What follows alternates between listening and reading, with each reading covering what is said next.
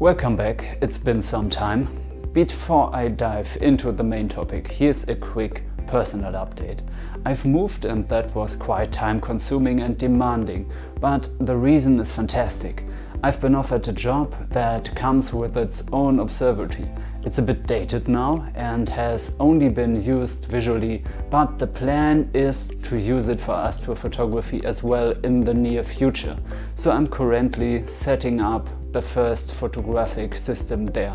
Here you can see it, consisting of an EQ8 mount and a 10-inch f5 carbon Newtonian telescope.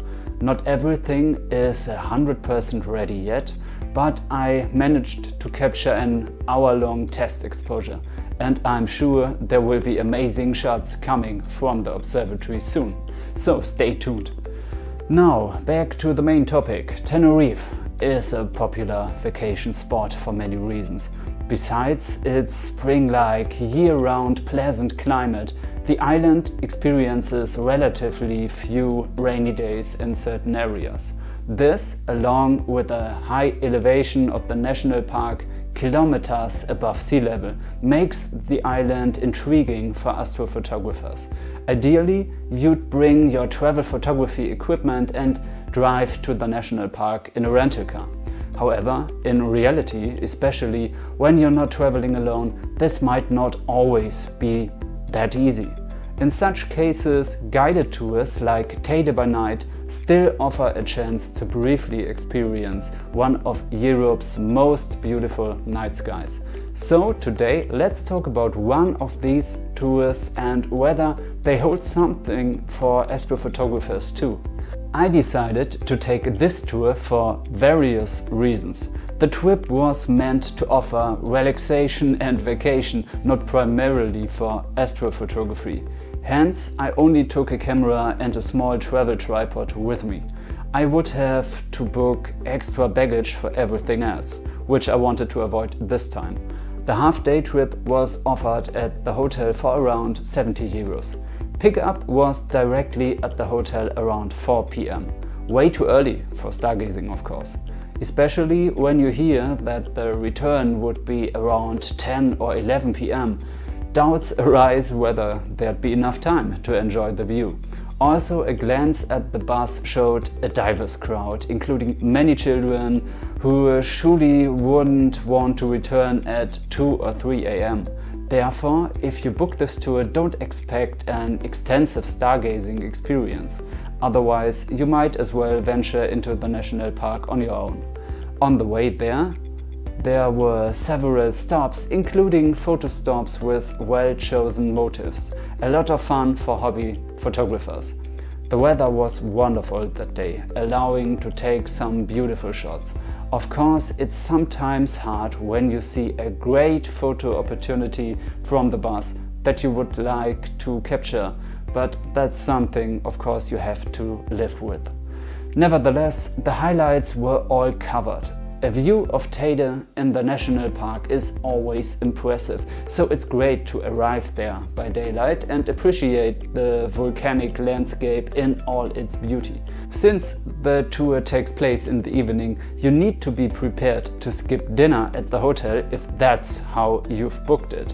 However, the 3-course meal in a restaurant in the national park was quite delicious, even though I personally found it tough to miss out on the hotel's delightful cuisine that day. By the time we finished dinner, the sun was already low on the horizon.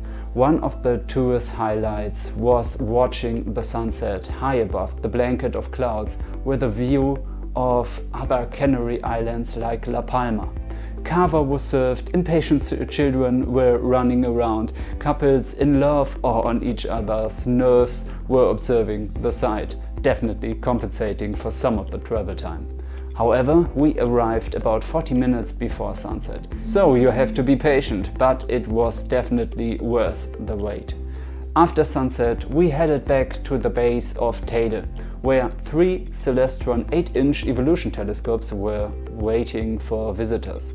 For 30 or 40 minutes they showcased highlights of the darkening night sky, such as globular clusters, double stars and objects within the Milky Way. I personally detached from the tour guide and the group to take some pictures with my camera on the tripod. I tried to capture the ambience and photograph the center of the Milky Way, even without a tracking system.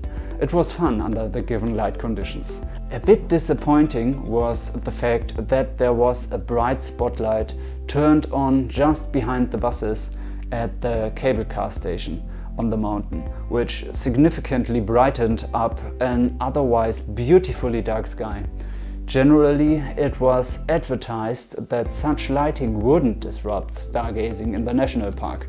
But well, things don't always go as planned. From my vantage point, I kept hearing which objects were being targeted with the next telescopes. Sometimes it was a bit hard not to take a peek through the eyepiece and focus on my own shots.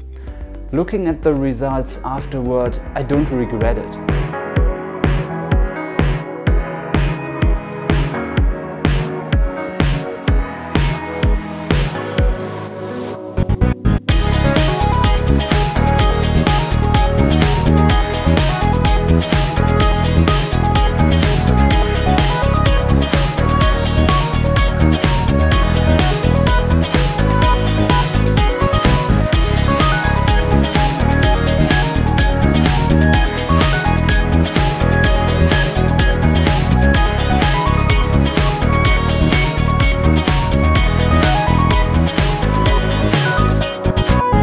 Just when I had enough shots in the bag, they called for departure. Now we had a good 90-minute journey back to the hotel in the dark. My conclusion about the tour. As an astrophotographer, you need to know that this tour isn't tailored on or to astrophotography enthusiasts, so you shouldn't have overly high expectations. If you're not keen on renting a car and driving to the national park at night, but want to spend the right day without stress and responsibilities, then this trip is a good option. Despite the short time in the dark, starry national park, I was rewarded with some fantastic sights and just enough time to say it was worth it. In bad weather, however, enduring the entire trip might have been boring. I experienced that 8 years ago and know what I'm talking about. It's possible on Tenerife, though quite rare. However, the trip needs to be booked several days in advance, so there's always some risk involved. But behind almost every beautiful astro shot lies the initial risk of it all being in vain. So risk is part of the game anyway. You might also get lucky. This one here is my favorite from the tour.